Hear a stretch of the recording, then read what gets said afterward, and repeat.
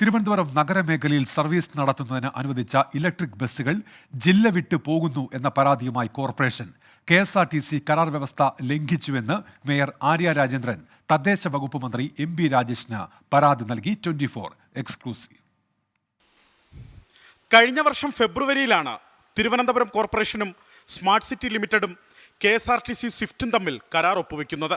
Thiruvananthapuram smart city പദ്ധതി mobility ഘടകത്തിൽപ്പെടുത്തി 2 double decker ഉൾപ്പെടെ 115 electric ബസ്സുകൾ വാങ്ങി.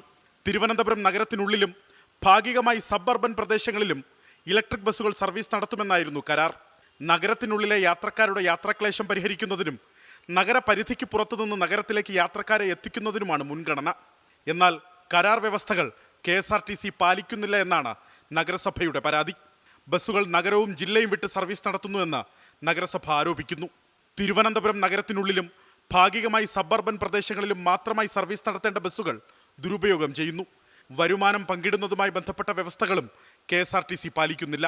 ത്രികക്ഷി കരാർ പാലിക്കുന്നതിന് അടിയന്തര ഇടപെടൽ ഉണ്ടാകണമെന്ന് തദ്ദേശ മന്ത്രിക്ക് നൽകിയ പരാതിയിൽ മേയർ ആവശ്യപ്പെട്ടു.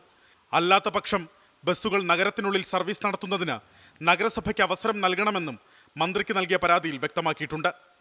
അലക്സ് റാം മുഹമ്മദ്, 24 തിരുവനന്തപുരം.